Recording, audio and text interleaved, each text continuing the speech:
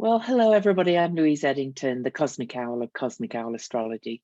And before we get started, I do want to let you know that I have now usually remembering to enable closed captions if you need them. So you can click on that to enable them if you're watching the video on YouTube.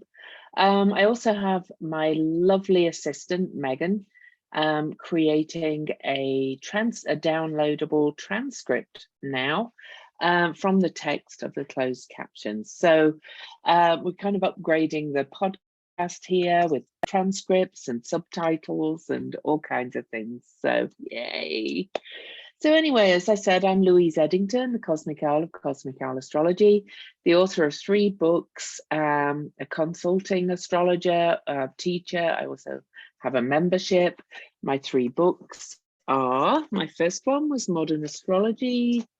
My second best-selling one, The Complete Guide to Astrology, and my latest one, The Complete Guide to Tarot and Astrology.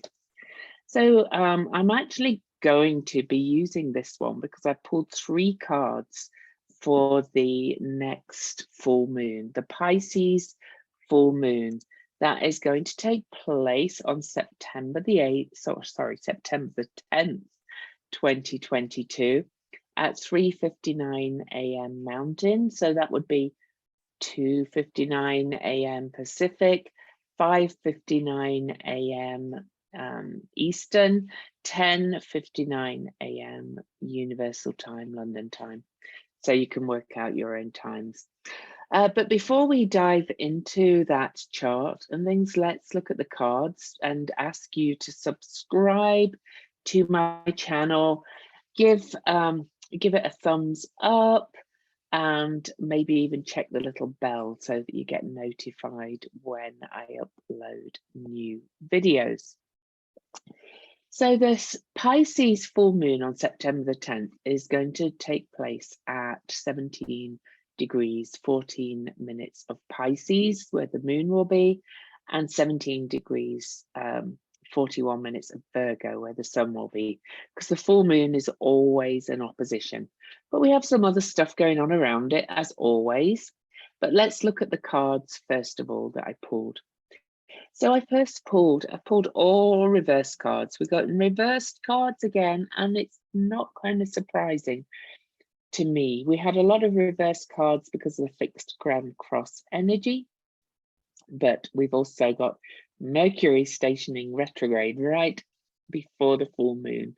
So we've got the planet of communication stationing retrograde for its last full retrograde of this year. But this is the 7 of Swords. Okay, so let me read you what I've put in my book so you can get an example of it. So when the 7 of Swords is reversed, this is really about truths being revealed, about coming clean and perhaps paying some consequences of some kind. Okay. So this is really kind of, when it's that way up, this is indicating deceit, sneakiness, stealth, sabotage. When it's reversed, it means chickens are coming home to roost, things are being revealed. And that very much ties in with the astrology. We'll look at that. The next 2 cards I pulled for this full moon, I pulled the Chariot, also reversed. And when this card is reversed, this really means a bit of a warning about being lack of control, lack of preparedness, kind of rushing, lack of discipline. There's a lot of confusion around this full moon, even though it's quite magical, but there's a real need to kind of pull in your resources and kind of maintain a little bit of control in this. And then we also have the Lovers card reversed.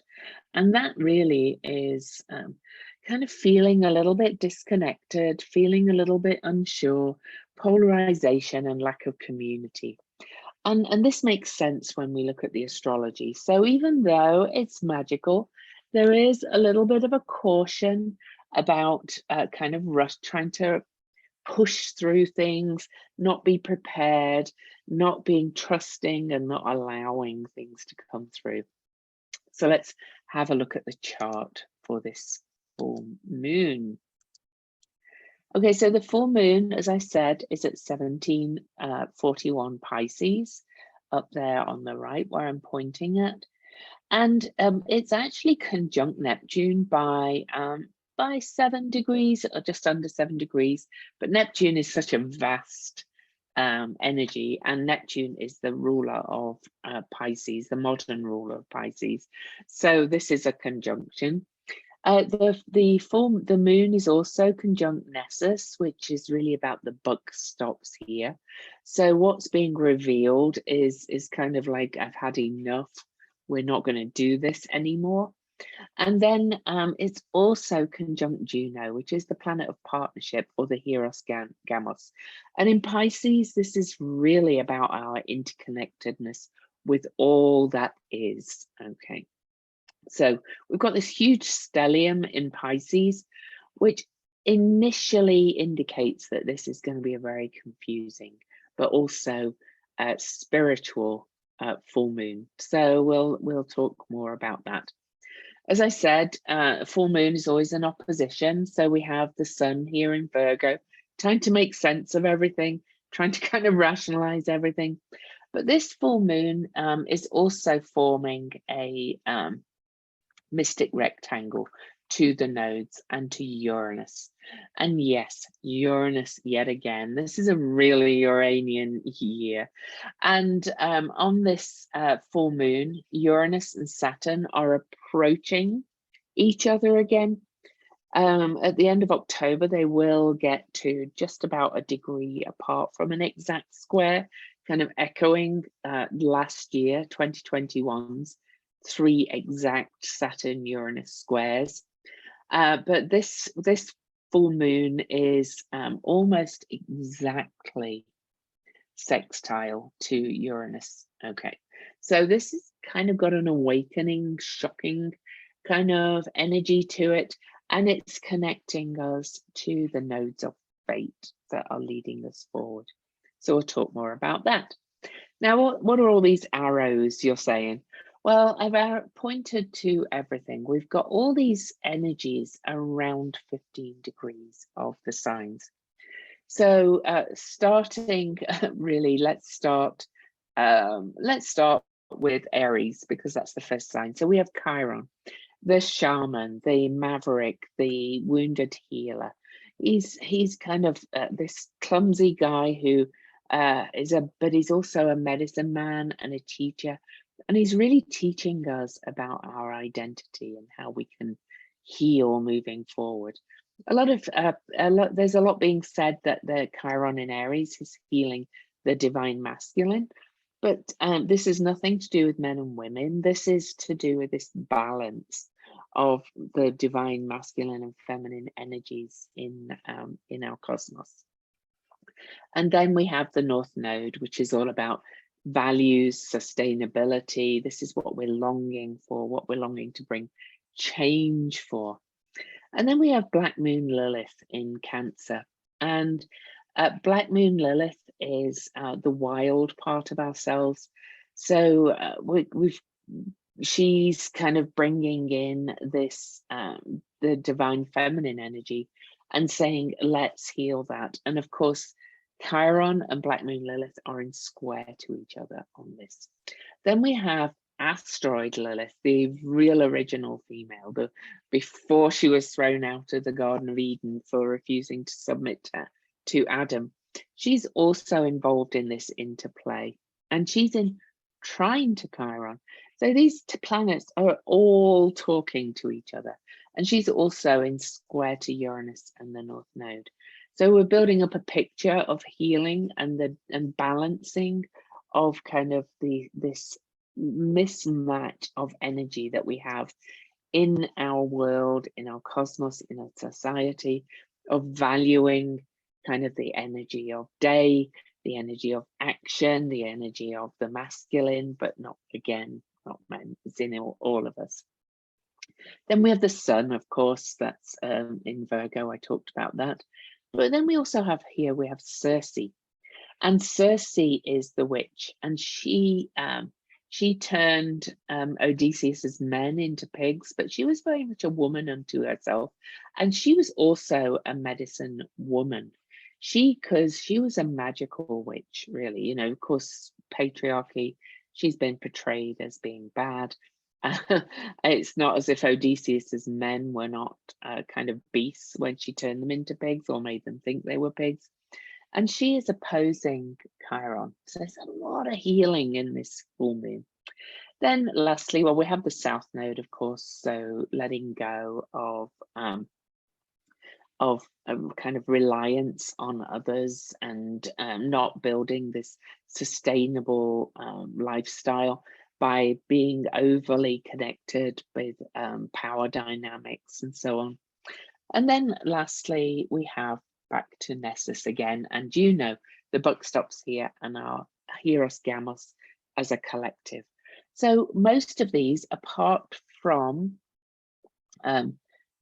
we have a good mix of fire and air with that, and when we have a lot of earth and water.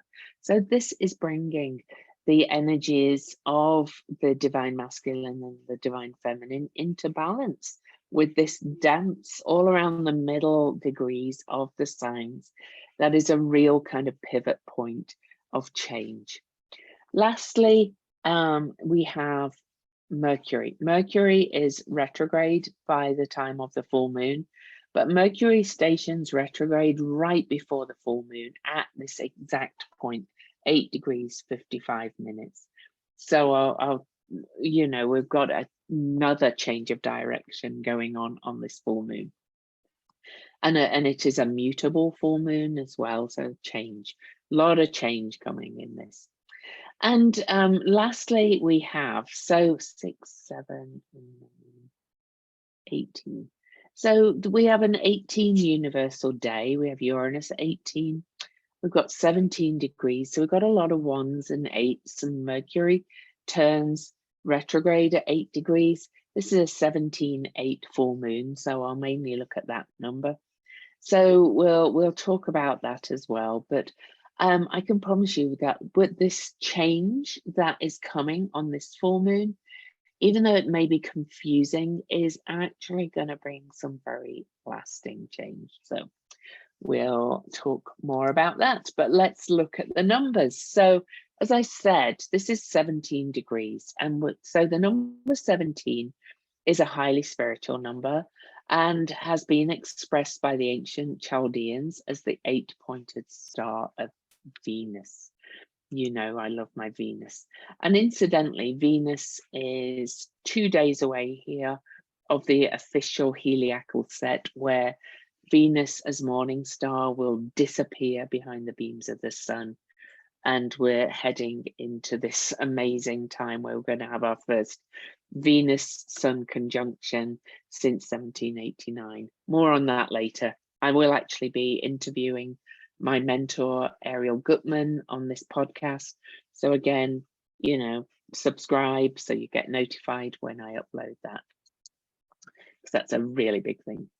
But so this is the star of love and peace, and it really is about psychic and clairvoyant abilities, spiritual consciousness, wisdom, a desire for peace and love for all of humanity. And Pisces is very much about that as well. It's that energy of higher universal love, which can be very confusing, but it's kind of chaos as well, the void from which we are created, the amniotic fluid.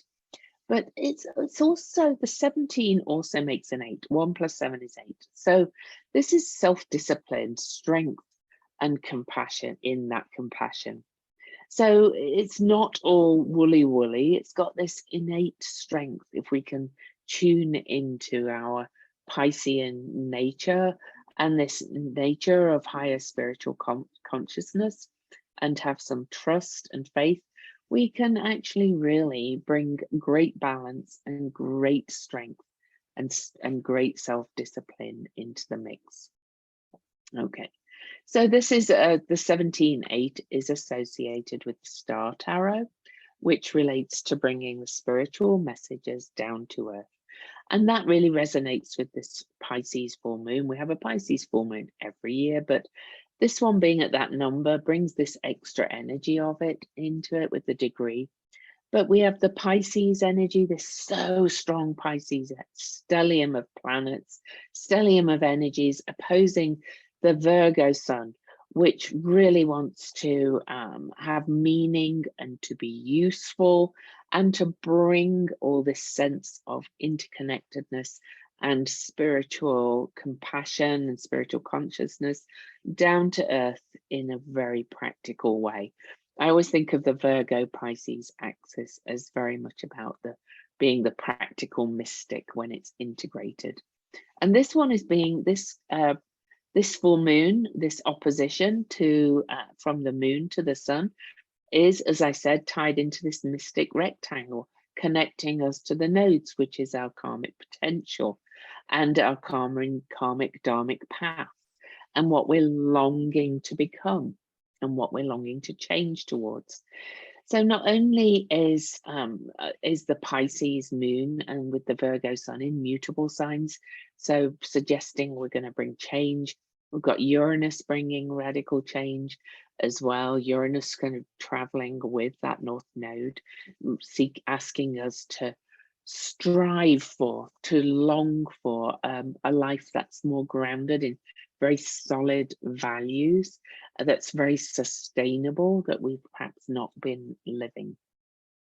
Okay, so you know, it's a beautiful, beautiful full moon, and the main aspects are this lovely earth and water mystic rectangle, tying it all in with the nodes, saying it's time to sculpt and create and shape our future as to where we want to go. But then right down the middle, and at the midpoint between the moon and Uranus, and also the sun and the south node, we have this opposition between Chiron and Cersei, both medicine people. Cersei at her essence was actually an herbalist. She created potions. It's my theory that Cersei, by the way, you should read Madeline Miller's book on Cersei. It's my theory that Cersei was actually using psychedelics, which were very much in use back then, to make Odysseus's men think they were pigs because their behavior was like pigs. I don't think she actually turned them into pigs. But Cersei, if you read the book by Madeline Miller, was also very good at other kinds of witchcraft and kind of quite a seer as well. But she was a medicine woman, basically. Funny how the word witch for female medicine women has become such a bad thing, whereas medicine men in indigenous cultures, etc., were raised up. Well, these two are in opposition. And these two are in opposition in Aries and Libra, bringing the me into the we. It's integrating these two. And this opposition between Cersei and Chiron is right down the middle of this mystic rectangle, kind of bringing it all together. So we can really literally create magic on this full moon. And I'll talk about the overall meaning in a minute.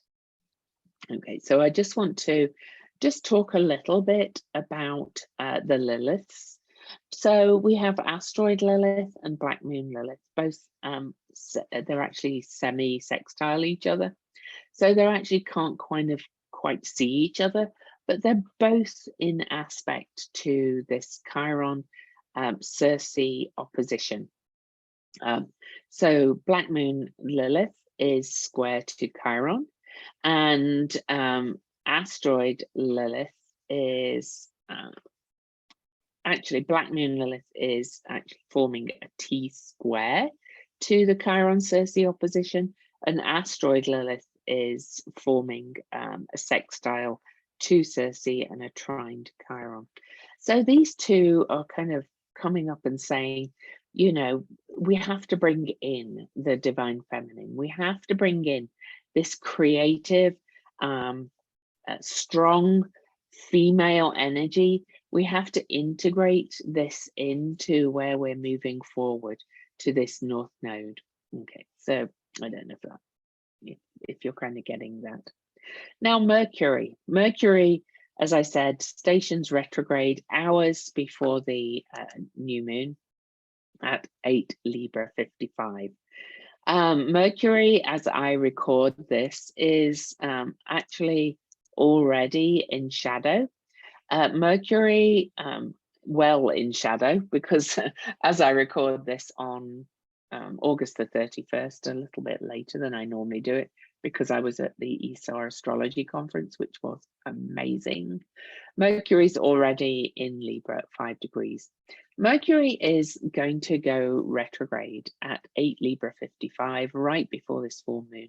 So again, we've got this kind of shift. We've got this turn within and go back and reflect and review.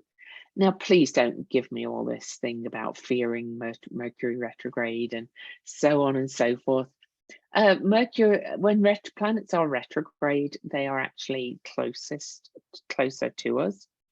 Mercury actually forms a nice loop from our perspective, but their influence just actually gets stronger. And as Mercury apparently retraces the degrees from our perspective in the cosmos, just from our perspective, clearly the planet does not go backwards. He's just asking us to go back over some things, reflect on them. Yes, communications can get a little bit wonky, small electrics and things like that, and short trips can go a little bit wonky. But I find that that's more often because we're not listening to the retrograde. So Mercury is going retrograde on this full moon pretty much, and will go retrograde till October the 2nd, when he will station direct 24 Virgo, which is actually opposite the point of Neptune, where Neptune is in this full moon, and where Neptune is now. So we're having Mercury going back and forth opposing Neptune, the ruler of the full moon, and the ruler of Pisces, kind of again saying,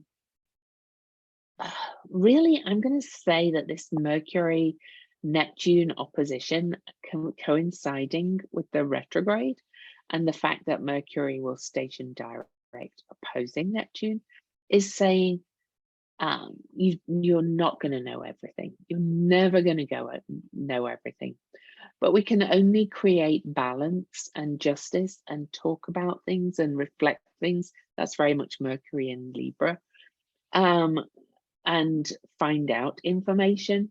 But then we can accept that we're always getting perspectives. We're never always getting the complete picture. We can ask like 20 points of view and get slight nuances in each. At some point, we have to decide what's the right balance for us with this Mercury. But it is adding confusion to this full moon. And the real crux of this full moon overall, with everything combined, with all these aspects and the mystic rectangle and so on, and Mercury stationing retrograde, is kind of letting go of this sureness, letting go of thinking we know everything, which is, I'm Sagittarius stellium. I always think I know, but it's really kind of trusting that the universe has our back with this, all this Pisces stellium, and saying, with Nessus there saying the buck stops here, is really kind of saying to me that we have to start really trusting that we don't and can't know everything. No one person knows everything everywhere.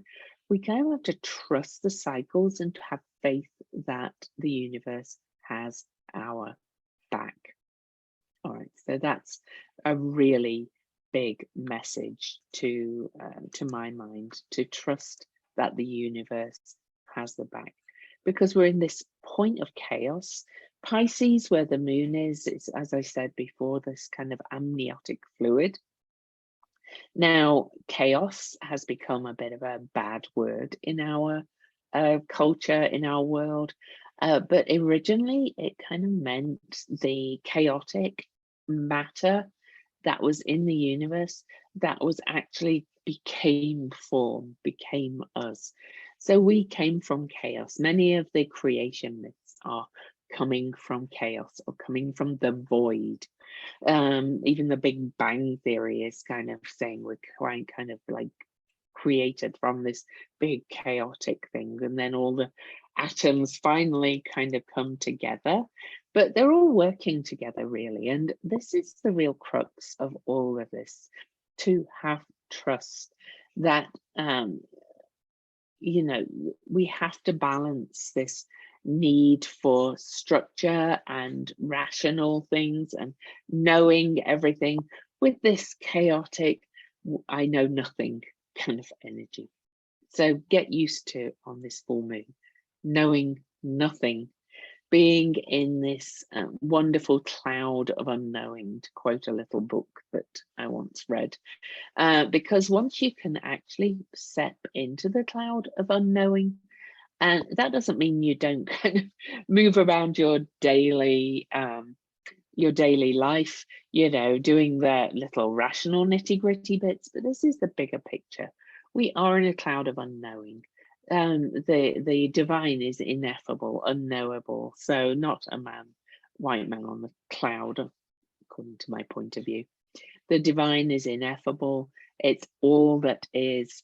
It's both masculine and feminine. It's both mother and father. It's both everything. And we come from that chaos. And this full moon is really about getting kind of comfortable with being in that uncomfortable place of chaos. Now let's read some of these symbols for this. So the Sabian symbol, according to Dane Rudhyar, is in a gigantic tent, villagers witness a spectacular performance. And his keynote is the collective appeal of a well-staged and exciting display of skill and or oratory. However, if I go to a blog post by Linda Hill, she said that the original symbol by Elsie, as seen by Elsie Wheeler, the psychic that channeled the symbols, was just a gigantic tent. Now, if you think of the cosmos as a gigantic tent, all right, and really we are all players on a stage in this kind of circus, or what was he said, this performance. It's all kind of glamour, and we're just seeing kind of, in a way, what we want to see.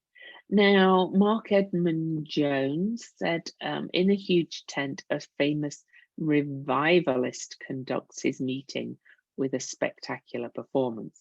So that's kind of indicates the kind of preacher, what's his name, Joel Osteen, kind of putting on this big performance, and we're all kind of being kind of a little bit taken in, if you like, by all this great performance and things. So this is the energy of the Pisces, which often is associated with film, movies, so on and so forth, like that, that we are really kind of just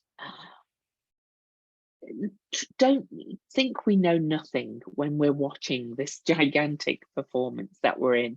We're kind of in a Truman Show in some ways, you know. We're kind of being putting on this this act as humans and the whole world. We now know in physics that we're all connected to the rest of the cosmos. All the form and matter kind of breaks up and comes back together and knocks each other and moves on, and so on and so forth.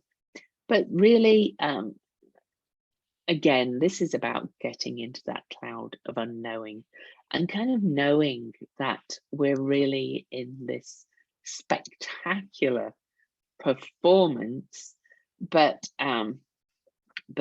kind of knowing that it's a performance. Okay, so yeah, I hope that makes sense. Now the Chandra symbol is quite beautiful for this.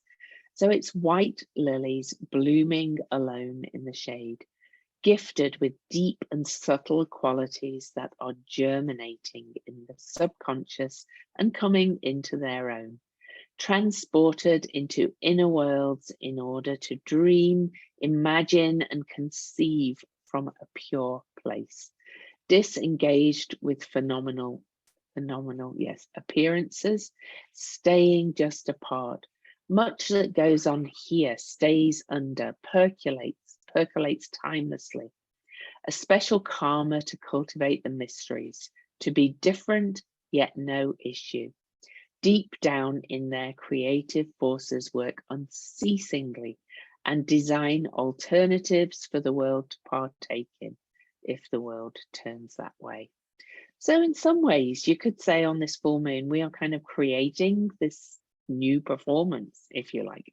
We are really getting into the subconscious and trusting and creating and birthing this new paradigm. And I know I've been saying it for quite some time, but I really see that we are starting to get it. We are starting to create a much more connected and compassionate world. So yay for that. So I just wanted to mention, so that was Elias Lonsdale's interpretation of the Chandra symbol.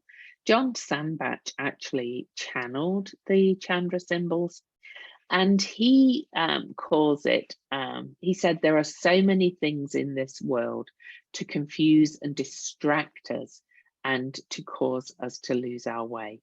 He says this degree has a magical ability to return to a pristine place of clarity, simplicity, and beauty.